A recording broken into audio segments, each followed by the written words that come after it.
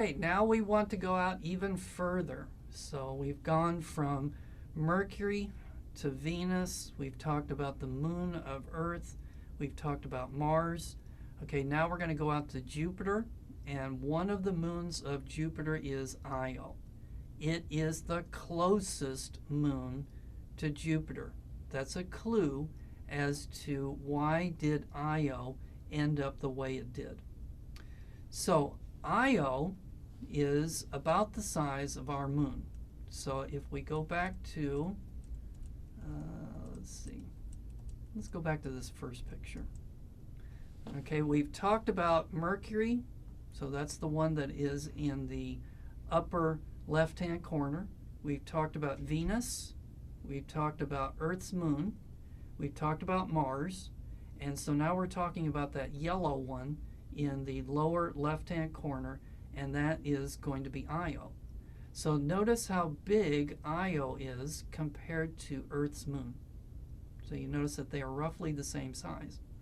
Now that means, you would think, that Io should be geologically dead. Okay, because it was so small, it cools off rapidly, loses all of its heat, so it should be geologically dead. So boy, were the astronomers in for a shock when they actually looked at the surface of Io. And it turns out that Io is the most volcanic object in our solar system. It has the largest volcano in the solar system.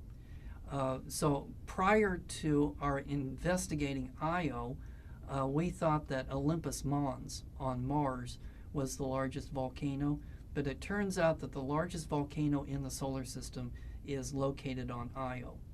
And so it constantly has volcanoes that are erupting. But you wouldn't expect that because Io is so small. So the question is, what would be heating up Io so that it has all of these volcanoes? It's not the internal heat, because that would have dissipated long ago. So something is constantly heating the inside of Io up, and that turns out to be Jupiter's tidal forces. So the gravity of Jupiter pulling on Io causes tidal forces. The tidal forces are constantly squeezing on Io. And so if you were to take a credit card, use a credit card that you don't mind destroying, but if you take a credit card and you start to bend it like this, and then you feel at the crease, you'll notice that the crease is getting hotter. So the stretching of that plastic is generating heat. So the gravity of Jupiter pulling on Io causes tidal effects that heats up the inside of it. And so that's the reason why it's so volcanic. All right, let's go on out to the next one. Planet is going to be Saturn, and we're going to be interested in one of the moons of Saturn, which is going to be Titan.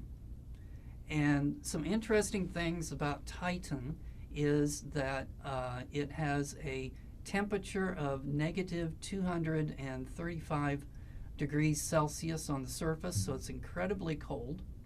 But look at that atmosphere. It has a atmospheric pressure of 1.45 atmospheres. So that means the atmosphere on Titan is actually thicker than the atmosphere on Earth. Okay, what is that atmosphere on Titan composed of? So it's going to be 90% nitrogen and about 9% argon, and then it also has some methane in its atmosphere. And so it has, the moon Titan has a hydrological cycle, which means that there is some substance that changes from solid to liquid to gas. Now on Earth, that substance is water. So water can exist as a solid, ice, or a liquid or a gas. On the moon Titan, it's going to be methane. So under these pressures and temperatures, methane can be an ice, methane can be a liquid, and methane can be a gas. So we think that on the surface of Titan, there are oceans composed of liquid methane. And then when it warms up, that liquid methane changes into gaseous methane, which goes into the sky, it cools off, it turns into liquid methane, and then it rains liquid methane onto the surface. So evidence of this is given by this picture here. So the picture on the right is an actual picture of the surface of Titan from a probe. What do you notice about those rocks? About the shape of the rocks? Do you notice that those rocks are rounded? And so on Earth, what rounds rocks? Well, it's going to be water. So in a river, when it flows across rocks, it can turn them into rounded objects. So in this case, what's rounding the rocks on the surface of Titan is going to be liquid methane. So if you're interested in this, here is a little video that you can watch that talks about this. All right, let's take one more break, and when we come back, we're going to talk about Pluto.